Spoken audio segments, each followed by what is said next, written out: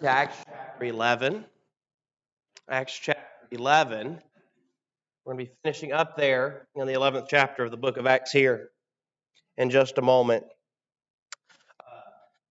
this morning. And then we'll get into chapter 12 when we finish up 11 here in a moment. Before we get into chapter 11, or the end of 11 where we're at, we're going to look at our outline that we're following through the book, and then we've seen so far in chapter 11.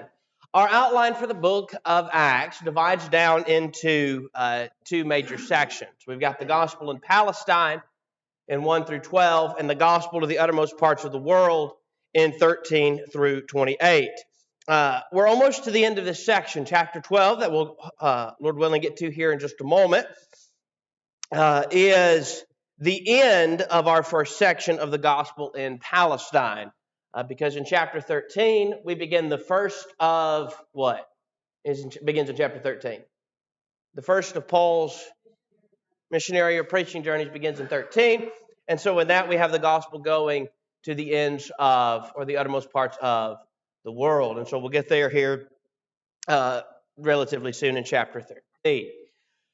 Chapter 11, we started it a couple of weeks ago before I was out of town and looked at the first section, and then Wednesday evening we looked at the majority of the second section. We still got a little bit left in the second section, a few verses left we're going to get to this morning, but we did look at the majority of that on Wednesday evening. The two sections are Peter's defense about Cornelius, 1 to 18, and the church at Antioch, 19 through 30. Peter's defense about Cornelius. He's questioned by the Jews for going to the Gentiles in 1 through 3. You remember at the beginning of chapter 11, or chapter 10 is where he's at the household of Cornelius. And then as the chapter opens up, there are those there that are questioning him. Why did you go and associate with and eat with the uncircumcised Gentiles? That was the question they asked him in verse 3. Peter then gives them an explanation in order, which we talked about a couple of weeks ago and again on Wednesday evening. It's important, significant that the events of chapter 11 are in order because Peter points out the Spirit fell upon them as he began speaking. And so they hadn't even heard yet because there's some that they were saved by the baptism of the Holy Spirit and didn't have to actually be baptized in water. And as we pointed out, if that's the case, they were saved without faith because he had really not even told them much yet. He just began speaking when the Spirit fell upon them. But Peter explains in order the events that took place. He says he was sent by the Lord in 4 through 12. He had learned in a vision not to call common what God had called cleansed. That you see in the vision of the sheep being let down in chapter 10, where he was told to rise, kill, and eat. And he said that nothing unclean or common had ever touched his lips. And God told him, what I have cleansed, do not call common. And then the Spirit told him in 11 through 12, as he relays, to go to the messengers of Cornelius, which he points out later on, that's how he knew that the Gentiles would be saved. What God has called cleansed, do not call common. The Gentiles now are saved as well. He also points out in his explanation that that Cornelius was told by an angel to send for Peter to hear words by which he would be saved, 13 through 14. You remember in chapter 10, as Peter comes to the household of Cornelius, Peter basically says, I know why I'm here. Here's why I'm here. Why did you send for me to come here? And Cornelius says that he saw the vision of an angel 4 days prior and immediately sent for Peter. And then Peter came to him and taught him what they had to do to be saved. And then 15 through 17, and this is the evidence he gives that is the greatest evidence. In fact, when we get into chapter 15 later on, when they have this meeting that takes place where they come together to discuss circumcision, which we'll talk more about when we get there. It wasn't to decide what the stance of the church was on circumcision. It was to make sure they all were in agreement upon what circumcision was. When they come together for this meeting to discuss where they all stand because they were hearing different things, Paul and Barnabas were hearing that Peter and those from the area of Judea were saying that circumcision was binding. And when they came together and discussed it, Peter gave evidence that circumcision was not binding on the Gentiles. The evidence he gave, the Holy Spirit fell upon them as it did upon us at the beginning. Same evidence he gives here in chapter 11. Well, as he tells them, the household of Cornelius received the Holy Spirit baptism just as the apostles had as he began speaking, that it reminded him of the promise. He said, who was I that I could withstand God?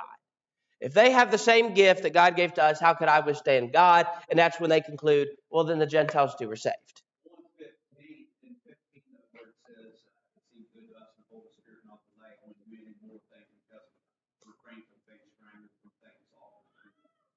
There also that there was some type of specific revelation about circumcision, more specifically than just in a general sense, that this revelation Peter had in 10.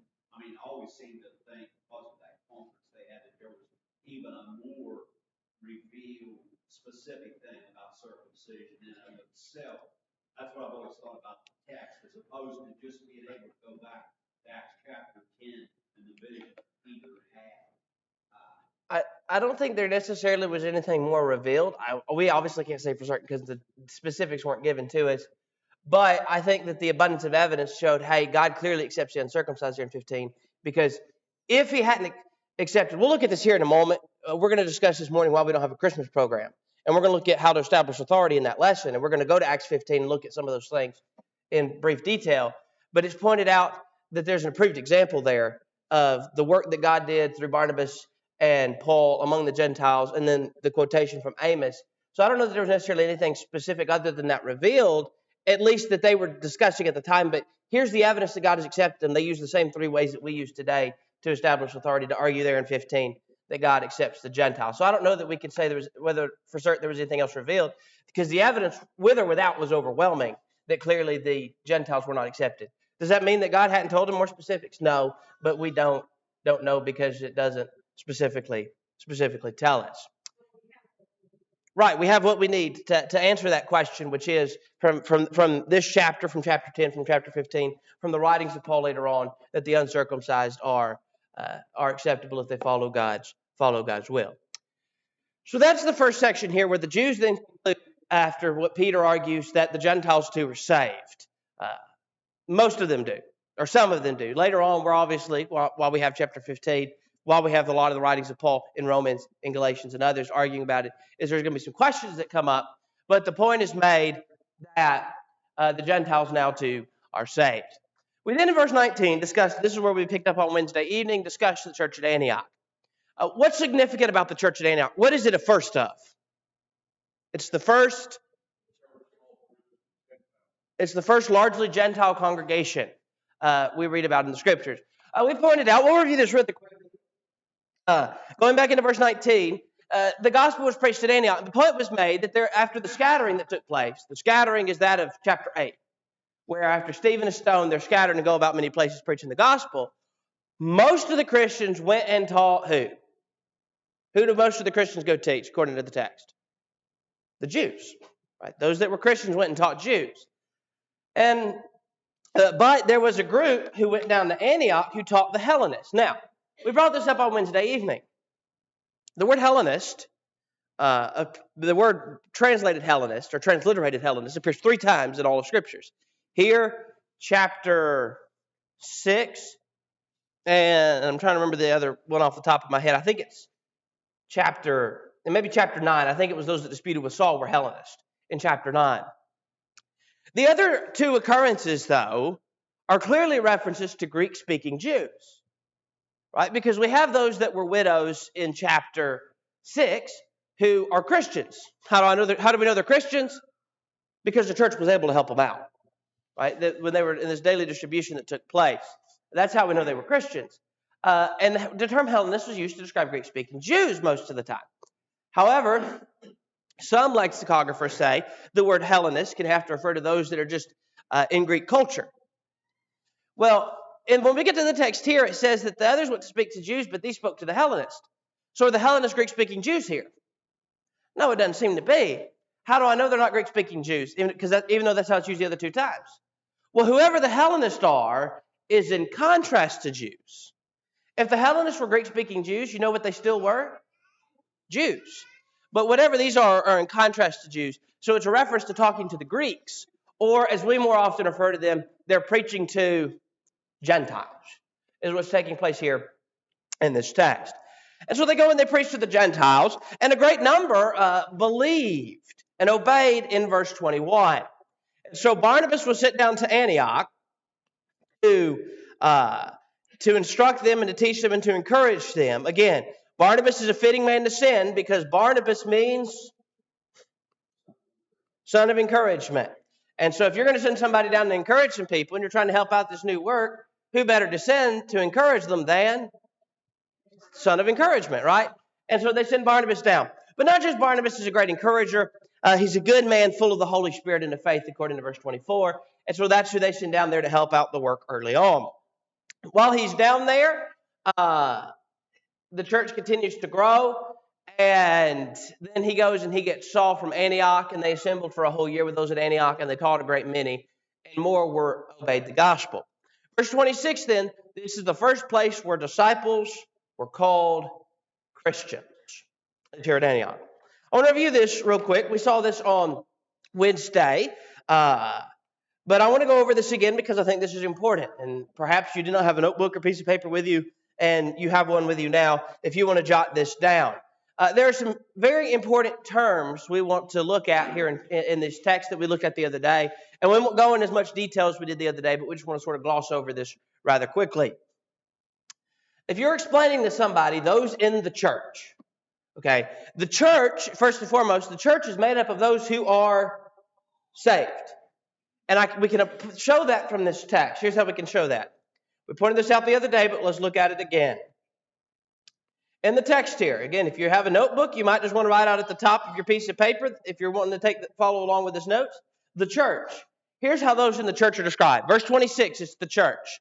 Down in verse 26, it says that they were met with the church there.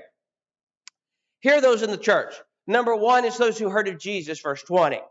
If those who went to them preached Jesus, then those that heard it must have heard about Jesus.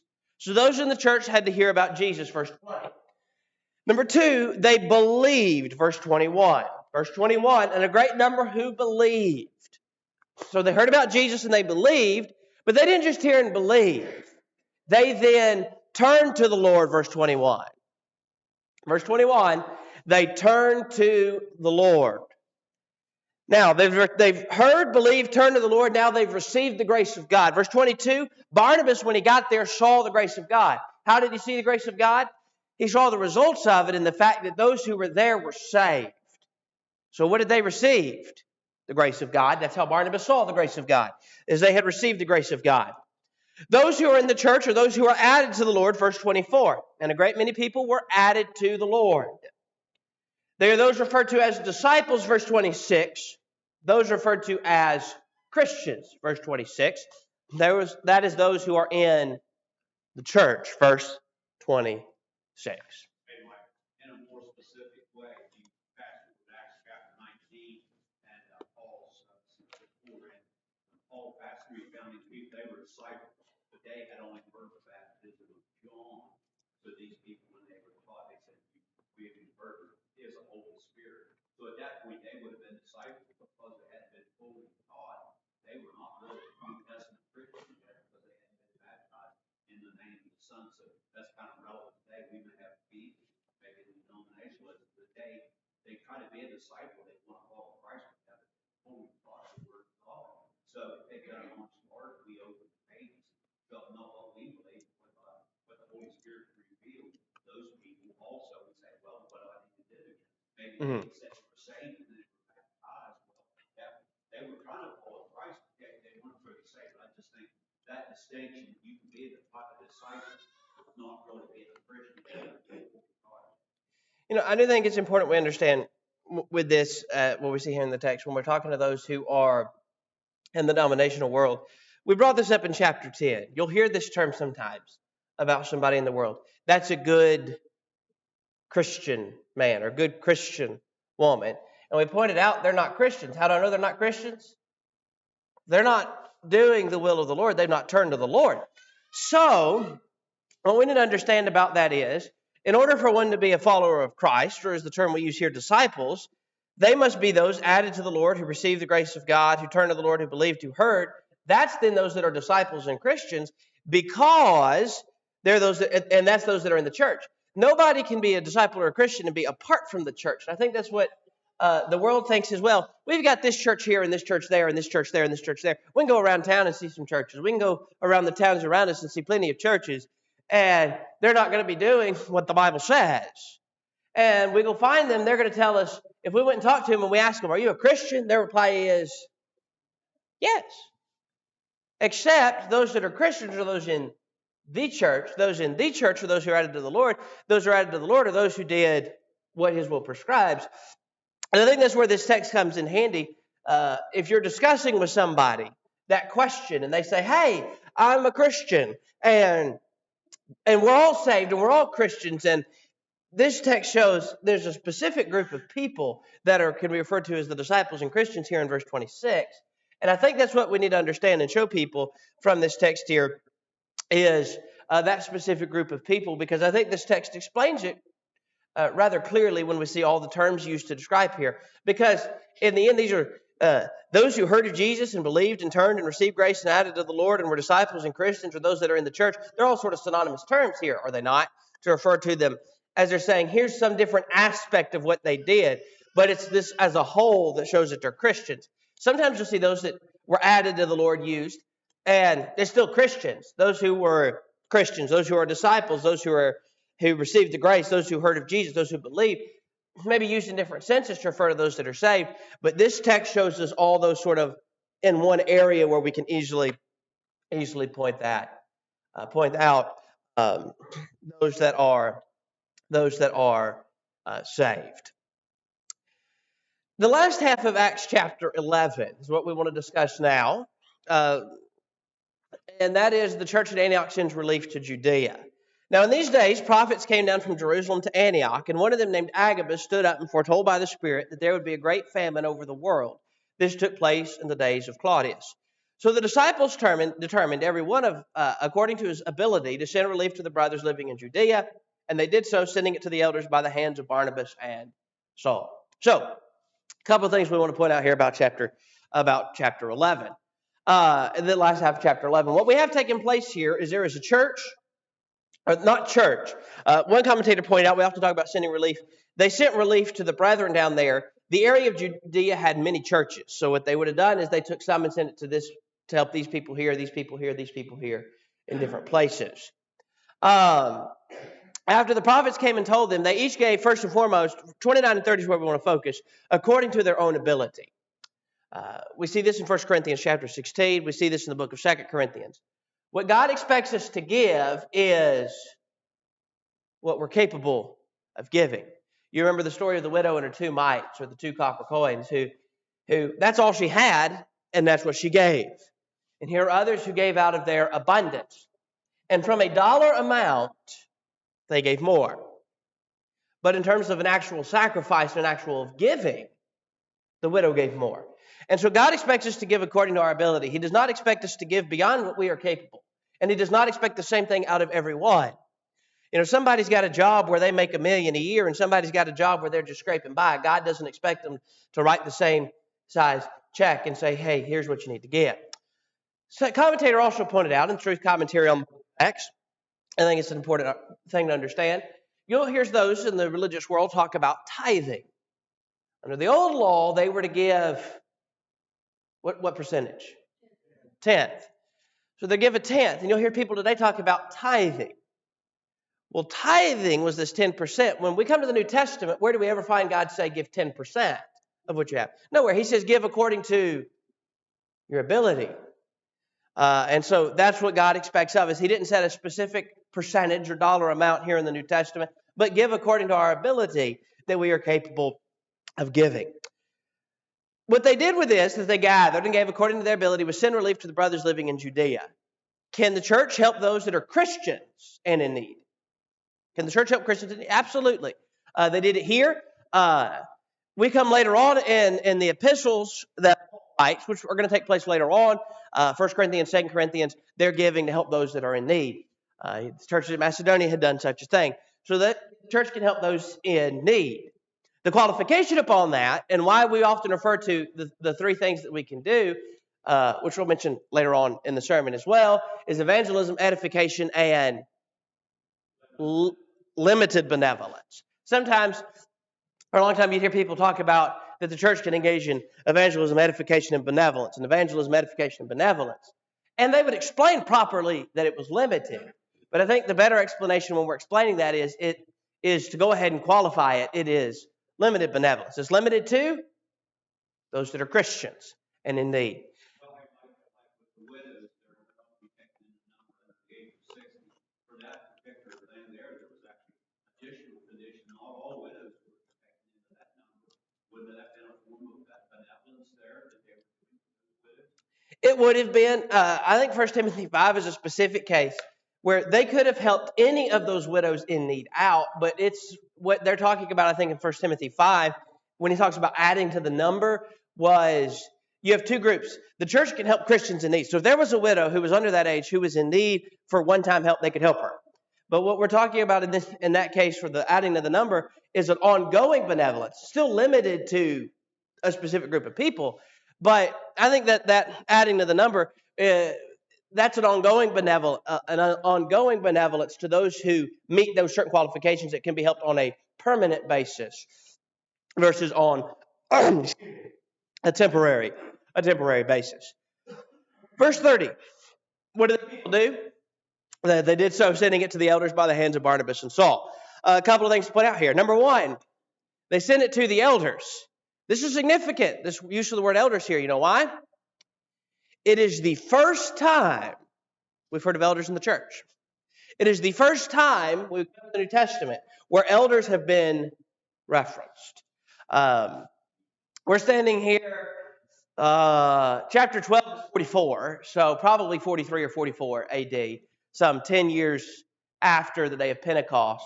And this is the first reference we have here mentioned of elders. Doesn't mean there weren't necessarily elders before. This is just the first reference we have to them here that the churches in Judea.